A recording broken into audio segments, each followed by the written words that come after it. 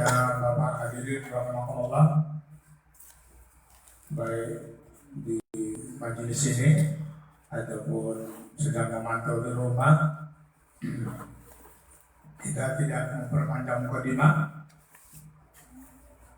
Kita adakan aja dengan mukadimah yang dibuka oleh saudara kita. Halaman berapa? 196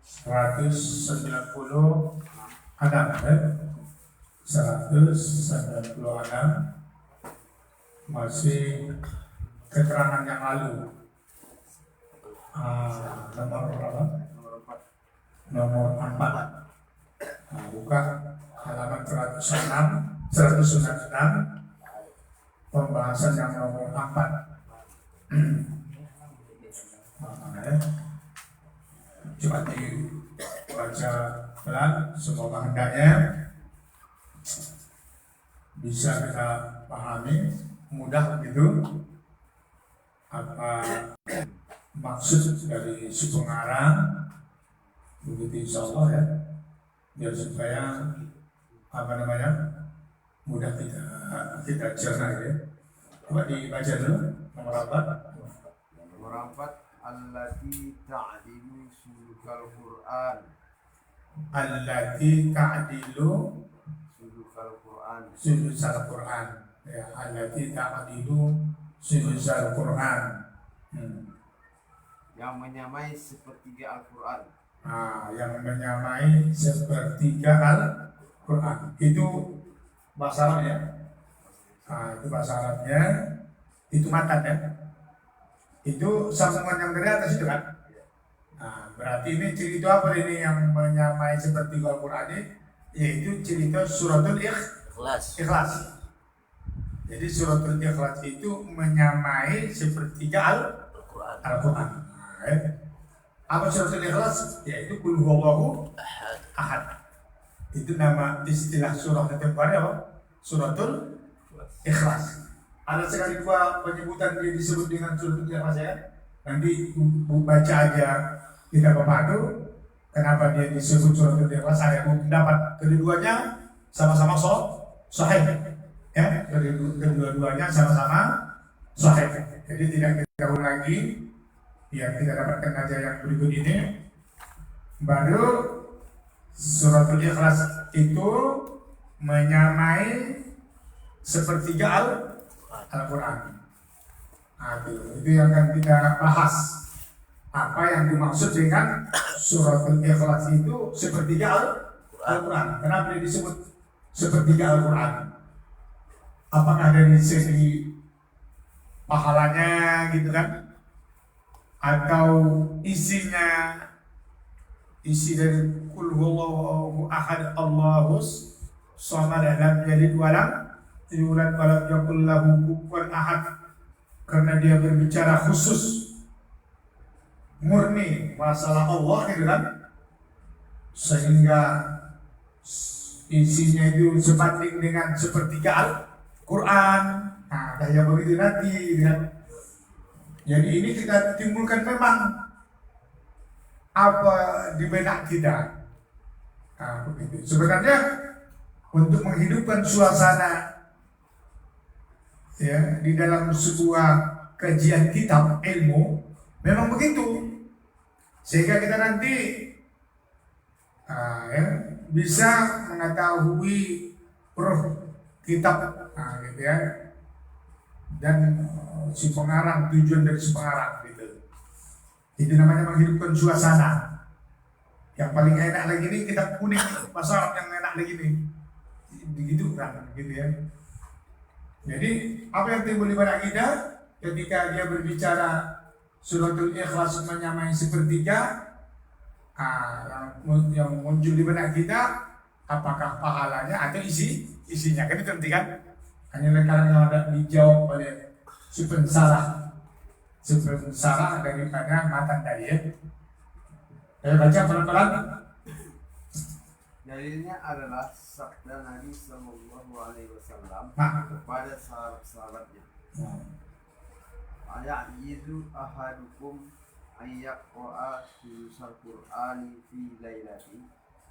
Fasaqqa ala zalika alaihim. Apa Pak? Fasaqqa ala. Oh, masyaqqa ya, sulit ya, masyaqqa alaihim ya. Fasaqqa ala Masyaqqa ala ya, zalika alaihim. zalika alaihim. Faqalu Ayyuna yutiqu zalika ya Rasulullah. apa? Ayyuna yutiqu apa? yutiqu Kok ya? ya. Ayyuna Yutiqu itu ya. yutiqu qaf. Habisnya yutiku ya.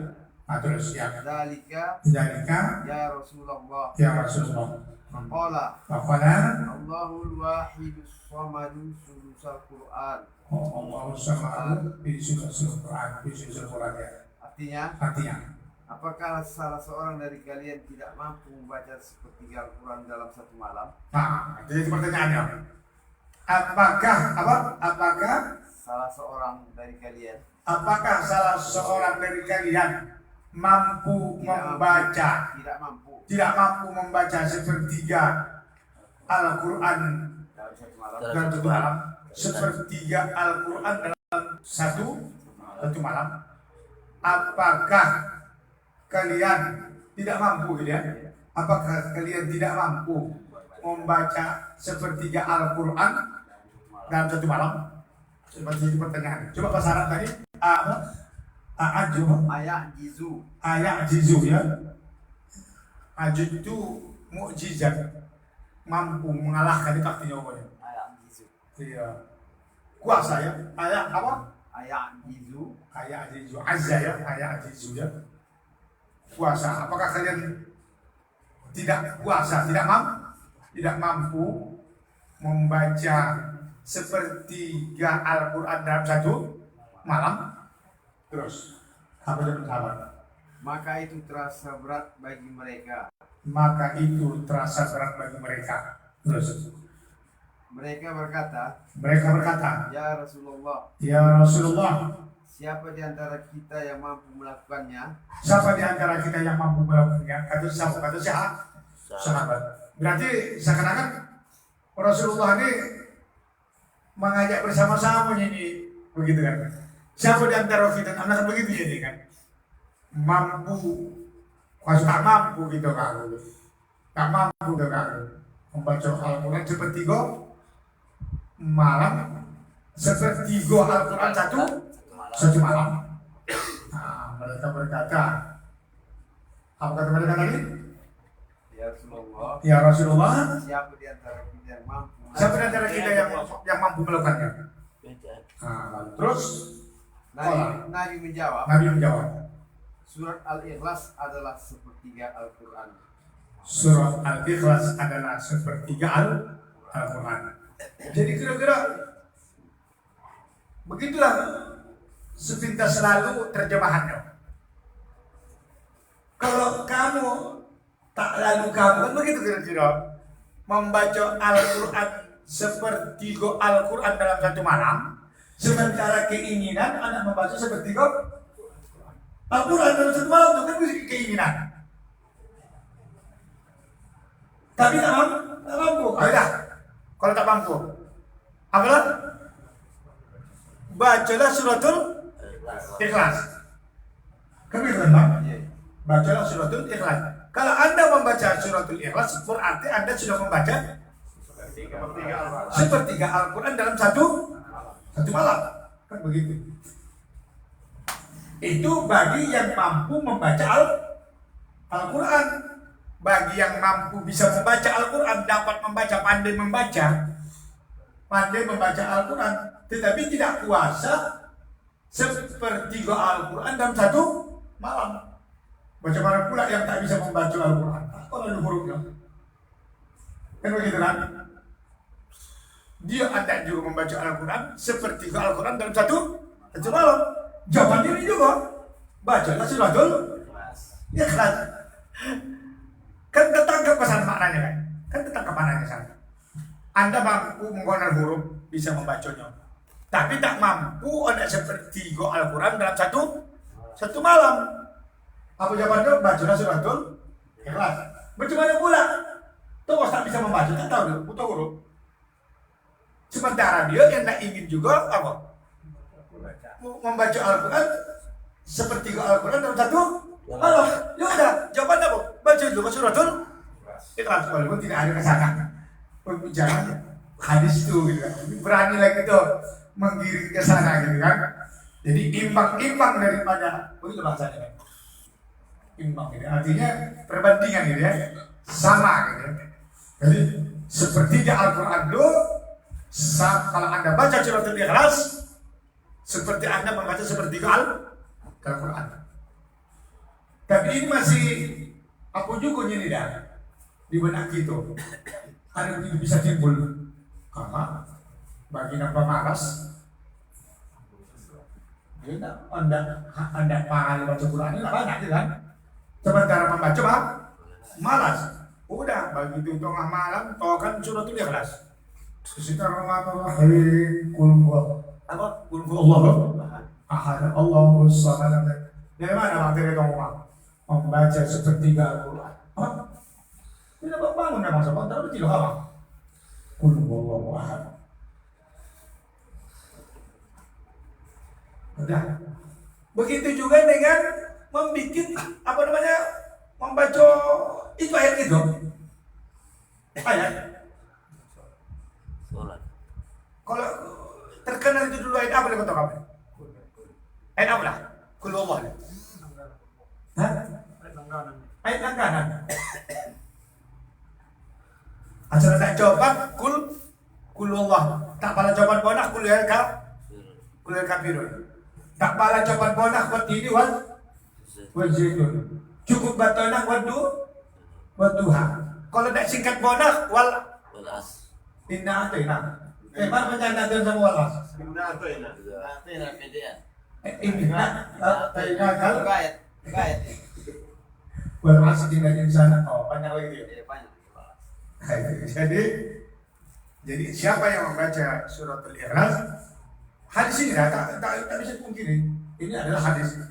Sapalah Anda membaca sepertiga Al-Quran.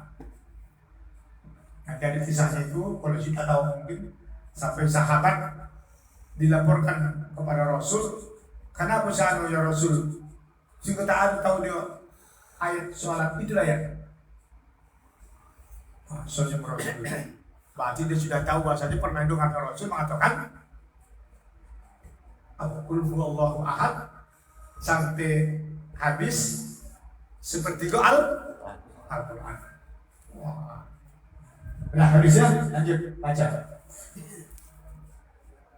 Surat ini menyamai sepertiga Al-Quran dalam balasan pahala. Oh. Dari segi apa? Pahala. Balasan pahala.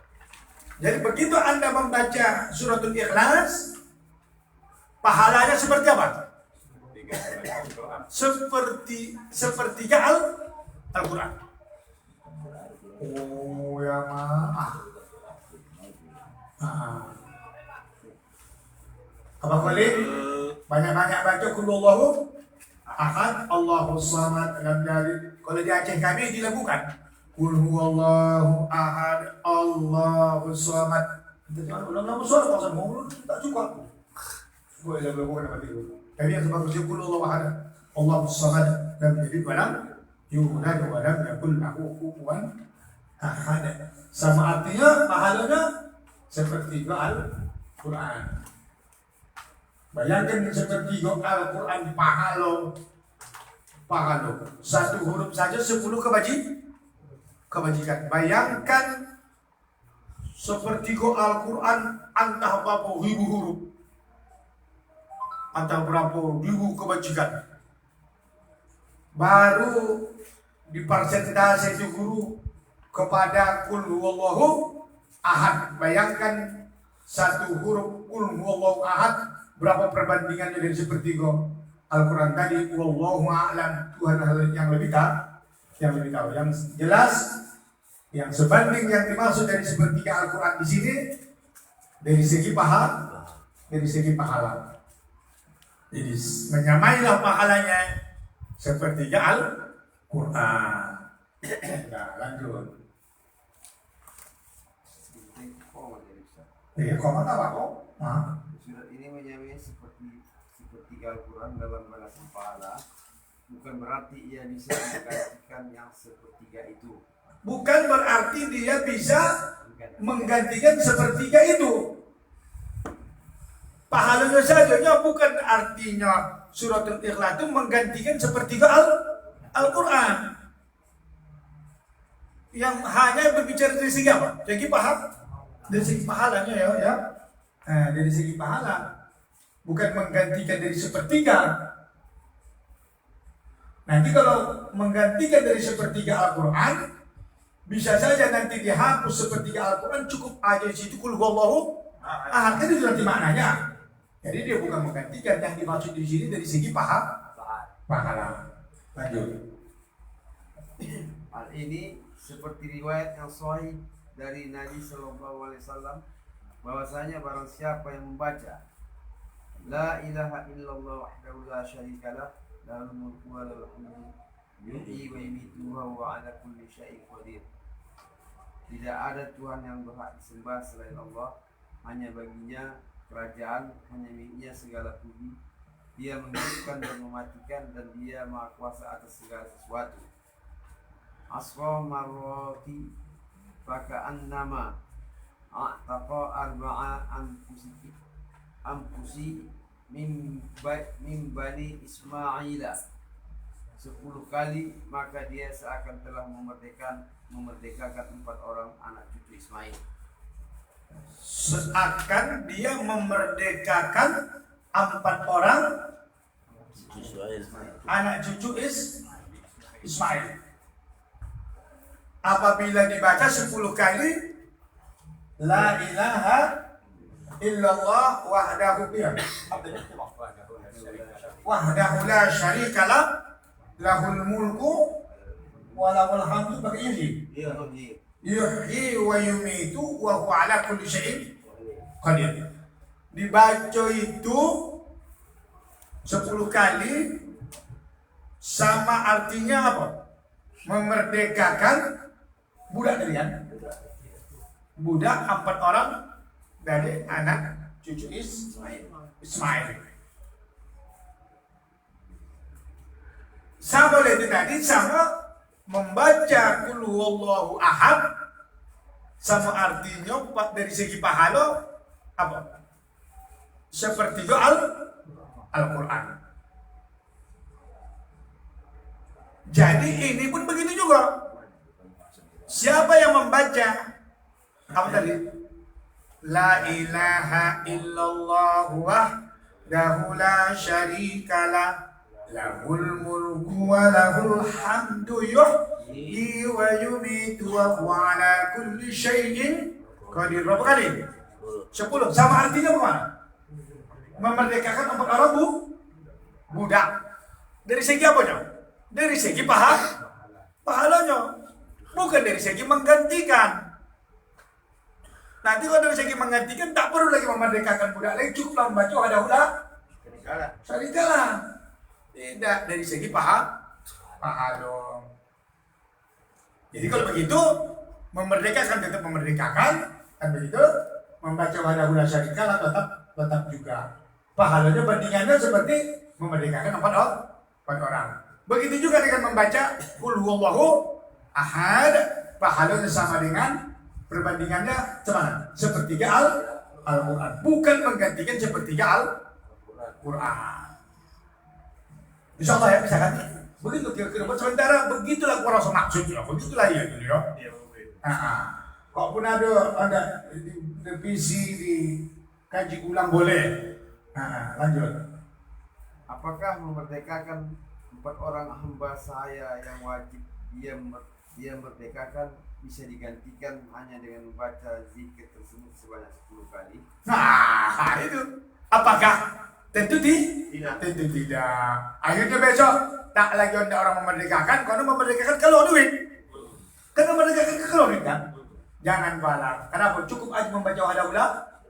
Jadi nampak kita ada orang merdeka karena kalau Tuhan La ilaha illallah wahdahu la syarikalah lahul mulku wa lahul hamdu yuhyi wa yumiitu wa huwa ala kulli syai'in qadir. 10 kali aku pergi. Tak baca memerdekakan aku. sudah saya ganti dengan la ilaha illallah wa la syarika lah. Padahal yang dimaksud apa? Sama pahalanya seperti memerdeka, bukan menggantikan. Tak perlu lagi memerdekakan, bukan. Itu perbandingan hadis tadi ya. Masih membaca hadis Rasul itu benar pakai ilmu juga kayaknya. Iya, tak bisa rupanya. Ini tak bisa juga tak belajar. Dari mimpi lah ini. Dari mimpi bisa. Tak juga bisa baca dari mimpi kuasa. Aku dapat tafsiran dari mana dari mimpi. Dia bahkan dari mimpi baku apa? Tak bisa juga. Memang ada guru juga yang datangin guru tu dulu awak. Walaupun sampai di tempat pengajian itu tadi lumayan anda. Tapi ya kecapean macam mengayuh kecapean di kau satu hari. Bawa aja itu kan. Penjual darah putih bawa itu jam. Mau mungkin mikir apa? Mungkin kota kan harus istirahat.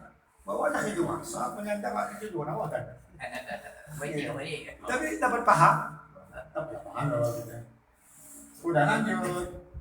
Kami katakan tidak bisa tergantikan. Iya, kami katakan tidak bisa tergantikan. Artinya apa? Tetaplah merdekakan juga lah. Tapi baca juga lah ya Allah syarikalah, pahalanya sebandingnya pahala. Tapi kalau ada orang memang tujuannya mengkocak pahala, kalau ada aku merdekakan pahala apa juga ya kan. Tapi ya lanjut Meskipun dalam balasan pahala ia menyamainya seperti yang dinyatakan oleh Nabi. Jadi kesamaan dalam balasan pahala antara dua perkara tidak secara otomatis. Salah satunya bisa menggantikan yang lain. Ya, tidak secara otomatis. Salah satunya bisa menggantikan yang lain. Salah satunya bisa menggantikan yang lain ya. Oleh karena itu, seandainya dia membaca surah Al-Ikhlas dalam sholat 3 kali, maka hal itu tetap tidak mewakili surat Al-Fatihah. Tetap tidak juga bisa mewakili surah Al-Fatihah. Walaupun berapa kali baca? 3 kali. 3 kali. Tak juga bisa mewakili dari surah Fatihah. Aku tidak baca surah Fatihah lagi. Kenapa? Karena sudah cukup baca kul. Dalam sholat bisa. Mana pula bisa? Mau tak bisa, tapi sepertiga Al-Quran bang. Jadi Fatihah tak lalu begitu Fatihah apa ya Fatihah. Nggak bisa. Dalam jadi. Para ulama berkata, alasan Al-Ikhlas menandingi sepertiga Al-Quran adalah alasan ulama kenapa Rasul mengatakan Al-Ikhlas menandingi gitu kan sepertiga Al-Quran. Karena pembahasan Al-Quran ada 3, berita tentang Allah, berita tentang makhluk dan hukum. Ada 3. Juga suratul Ikhlas tadi sebandingan dengan apa? Sepertiga atau sepertiga ada apa? Dibagi 3.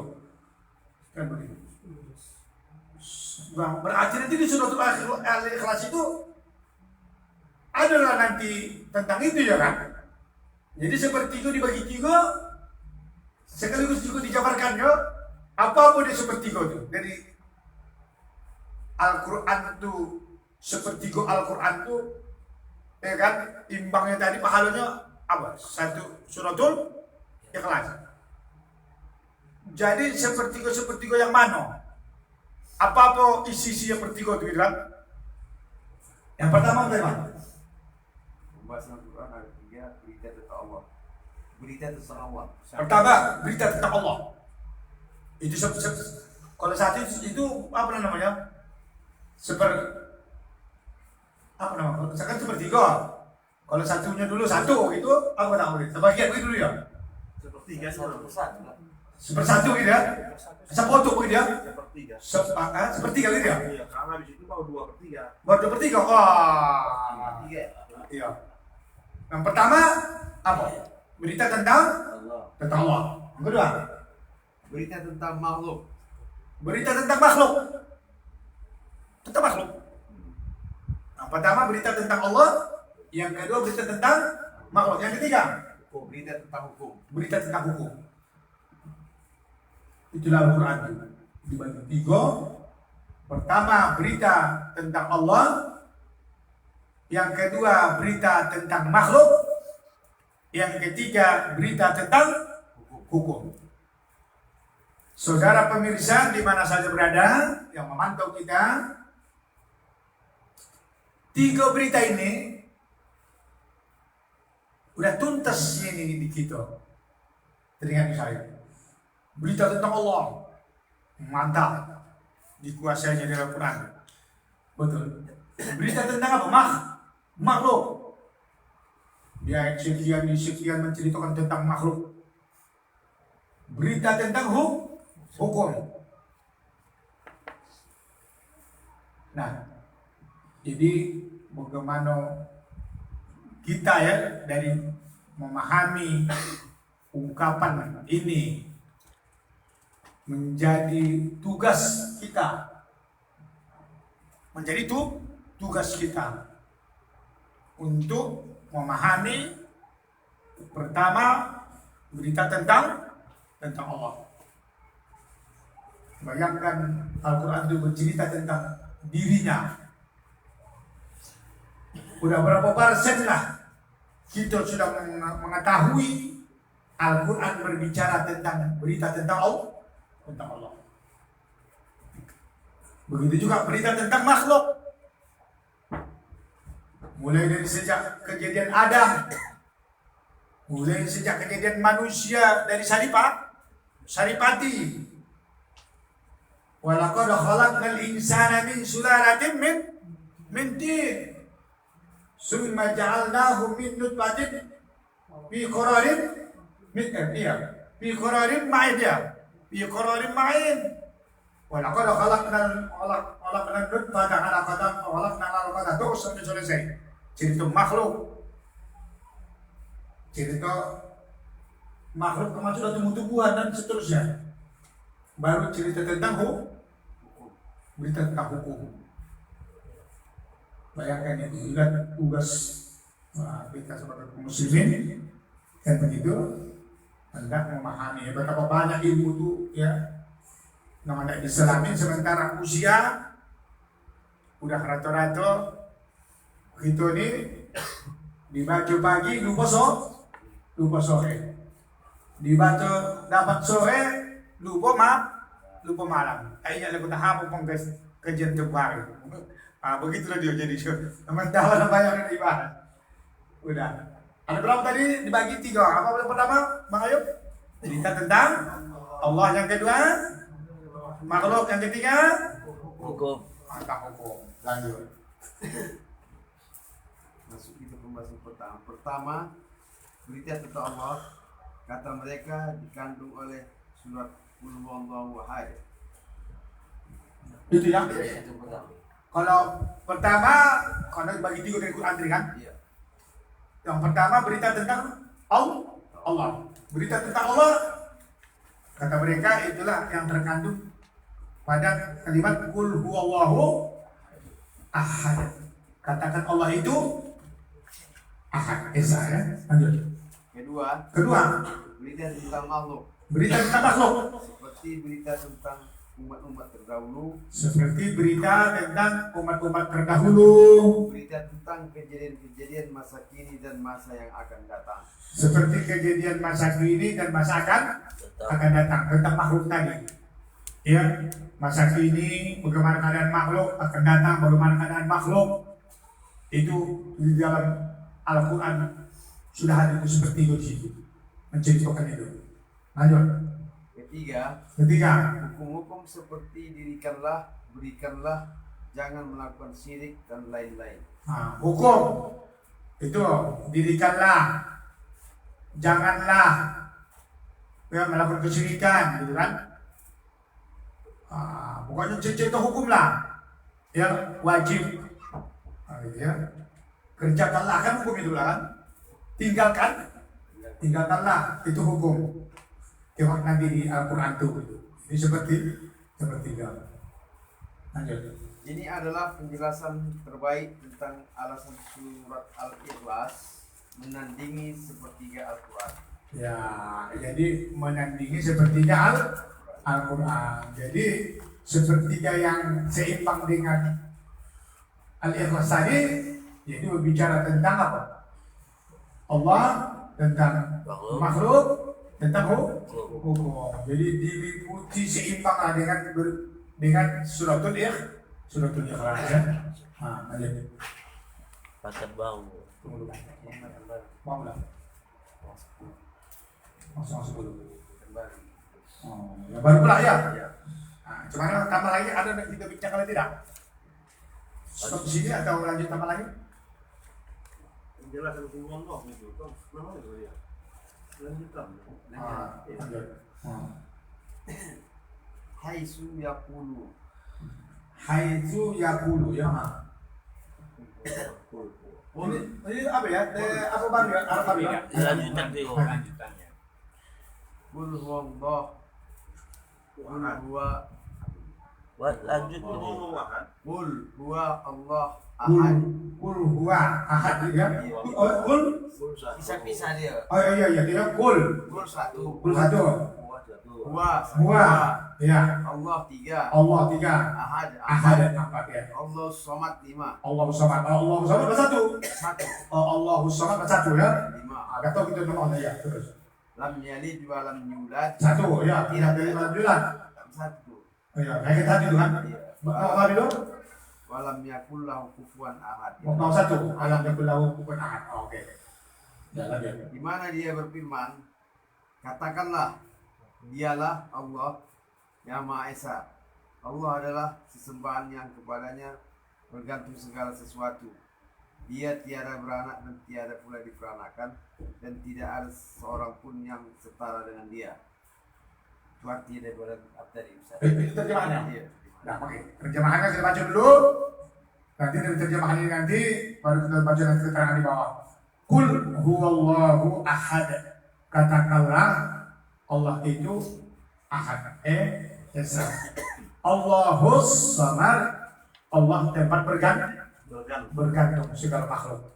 Jadi kemana makhluk bergantung? Kepada Allah. Kepada Allah semua makhluk bergantung.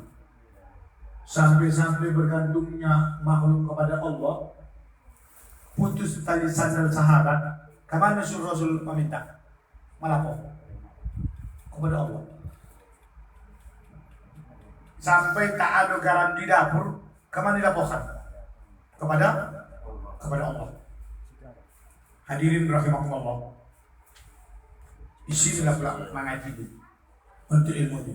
Apa tujuan untuk ilmu? Supaya dapat ilmu. Tapi ingat hadirin, tingkatan sesudah dapat ilmu, apa yang kita dapatkan? Keyakinan hadirin. Belum tentu orang berilmu ya yakin hadirin. Kalau bisa doa kita kepada Allah dari baca tauhid ini dapat ilmu, naiklah kita ke tingkat yang level yakin. Bayangkan meyakini Allah tempat bergantung, tak ada garam. Tapi ada orang mengatakan, kamu pula sama garam pula kau laporkan ke Allah. Sama sandal tak putus kau laporkan kepada Allah. Jadi apakah ini karena rasa sokan kita kepada Allah, atau ada perasaan kita sebagian kita bisa berlepas diri dari Allah? Kadang ketika kita berdoa yang kita inginkan sesuatu, kan begitu, saat itu belum dapat yang kita inginkan. Kita inginkan umumnya 100.000, kan begitu, tak dapat 100.000 itu. Udah, tapi yang 10.000 dapat, yang 10.000 pemasukan. Ini 10.000 ini perasaan kita tak dari Allah ini. Kalau yang tahu kita bergantung dengan Allah ketika kita menginginkan 100.000, yang 10.000 masuk ini tapi kita dari Allah. Jadi perasaan kita yang 10.000 hasil karya kita, yang 100.000 yang kita mohonkan boleh terkabul boleh tidak, itu hasil pergantungan kita dengan Allah. Bayangkanlah egois kita ini. Kalau saya mengatakan itu terlalu egois kita, lupa diri kita. Atau terkabul yang 100.000, baru kita katakan, ma Allah memperhatikan. Jadi yang 10.000 dikasihkannya itu Tak diperhatikan Allah itu. Itulah yang selalu yang datang ke diri kita. Nah, baru yang kedua, kita yakin kata kalau memberi rezeki adalah Allah. Kita tahu siapa memberi rezeki. Allah tahu kan? Tahu. Tapi ketika yakin Allah memberi rezeki, ketika saat-saat duit sampai tak ada, penyakit datang ada berubat, empat mengutang tak ada, tidak ada tuh satu pun tidak bisa menolong kita perasaan kita. Apakah ketika itu yakinkah kita lagi Allah memberi rezeki? Coba tanyakan diri kita dulu. Yakinkah kita lagi saat itu Allah tempat bergantung memberi rezeki? Di sini kita selalu lepas kontrol. Tahu kita Allah memberi rezeki. Tapi ketika ludes sedih sampai untuk seadu kepentingan tahu butuh Tuhan. Apakah ketika itu yakin itu masih ada dengan Allah memberi rezeki? Kalau tidak sampai ada orang bunuh diri. Tak yakin kan? Kalau tahu jadi Allah tempat meminta gitu kan? Nah jadi inilah harapan kita dengan ilmu yang kita dapatkan ini, naiklah kita ke level mana? Ke level yakin. Maka ada istilah apa? Hakul yakin. Putus keyakinan pas tuh hatta yakal yakin. Nah, dia Allah SWT baru lam yalid walam yulad, dia tidak beranak dan tidak diberanakan, walam yakul lahu kufuwan ahad, artinya tidak ada sekufu dengannya. Apa sekufu? Bandingan, nanti seimbang, tadi mengimbang. Kufuwan ya. Cara baca nanti tanya saya itu. Ada baca kufuwan, macam-macam caranya itu kufuwan ya, kufuwan. Itu apa siapa kan? Tidak, kufuwan. Baru mati. Kufuwan. Kufu ya. Kufu. Nanti ada baca nanti kufuwan. Ada mati fai nanti keroakan ya. Iya. Udah, lanjut. Masuk kita pembahasan nomor 1. Pembahasan nomor 1. Kul. Katakanlah. Lihat itu kitabnya kul. Itulah yang ada dalam Al-Quran, kul ya. Nah, dalam Al-Quran itu kul. Lanjut. Katakanlah. Alamat perintah ini kepada siapa saja yang sah untuk diperintah. Alamat ini kul ini kepada siapa saja yang sampai alamat bisa saja yang siapa saja yang bisa diperintah. Katakanlah. Siapa jadi? Katakan engkau lah. Engkau siapa jadi? Jadi nampaknya kita hilangkan kepada Muhammad, tapi seluruhnya, walaupun itu Quran itu turun kepada Nabi Muhammad. Nah, begitu ya. Jadi itu siapa saja yang bisa menerima perintah. Perintah itu apa? Untuk mengatakan. Lanjut. Sebab turunnya ayat ini adalah bahwa orang-orang musyrik berkata kepada Nabi Sallallahu Alaihi Wasallam, ceritakanlah sifat-sifat Tuhanmu kepada kami. Maka Allah menurunkan surat ini. Ada yang berpendapat orang-orang Yahudi telah mengklaim bahwa Allah diciptakan dari ini dan ini, dari bahan tertentu menurut mereka, maka Allah menurunkan surat ini. Ya. Jadi ini yang dimaksud nanti apa namanya asbabun nuzul. Sebab turunnya ayat ini, ya, yaitu yang pertama sebabnya yaitu pertanyaan orang musyrik tentang Allah, gitu ya. Nah, orang itu ingin siapa Allah itu, bagaimana Allah itu, gitu kan? Maka dijawablah kul huwallahu ahad sampai habis. Nah, begitu. Jadi kalau khitab kul itu berlaku juga untuk kita yang bisa menerima perintah juga begitu. Kalau ada yang bertanya siapa Allah itu, jawablah Allahus sama baca ayat itu terus. Atau asbab yang kedua, yaitu orang Yahudi. Orang Yahudi bertanya tentang jawab ulama. Yang kedua tadi. Maka Allah Yahudi tadi ya. Ada yang berpendapat orang-orang Yahudi telah mengklaim bahwa Allah diciptakan dari ini dan dari ini, orang Yahudi mengklaim Allah itu begitulah umumnya ya. Bahannya itu dari sini dari situ diklaim orang itu. Maka diturunkan Allah lah surah ini untuk menjawab apa yang direkayasa oleh Yahudi tadi ya. Jadi dibikin orang tuh Allah Ta'ala tuh gaya majisip lah dengan membondol lah gitu kan. Bercipta dari sini itu kurang suka bukannya tuh Israelian kan ada masalah. Nur Muhammad itu kan itu juga jadi berasa Israelian juga. Israelian kan terkenal dari Bani Israel juga kan. Ya kan begitu kan. Jadi orang tuh tentang masalah Uzair anak Allah kan Yahudi kan. Yahudi. Kalau Nasrani Isa anak Isa anak Maryam ya. Diklaim itu. Maka turunlah suratul Nas. Jadi ada dua aspek. Aspek yang pertama yaitu pertanyaan orang musyrik tentang Allah lalu dijawab dengan jawabannya. Yang kedua apa? Jawaban menantang orang Yahudi yang mengatakan Allah Ta'ala itu terbuat dari sini, bahannya itu begitu lah ya. Dibikin orang itu bodoh lah begitu ya. Lalu turunlah suratul Nas. Iya. Sama dengan orang bodoh dulu dia. Iya. Benar atau tidak sebab turunnya surat ini? Jika kita ditanya tentang Allah, maka kita jawab dengan membaca surat ini. Itulah. Jadi benar atau tidaknya itulah sebabnya. Yang jelas ya katanya. Kalau ditanya kita tentang Allah, inilah jawabannya. Allahus Samad. Tapi jarang-jarang pula ini kadang-kadang itu menjadi apanya ya kan. Kalau ditanya tentang Allah ya kan. Karena personawa ada perlu dijabarkan dia kalau begitu personawa kita.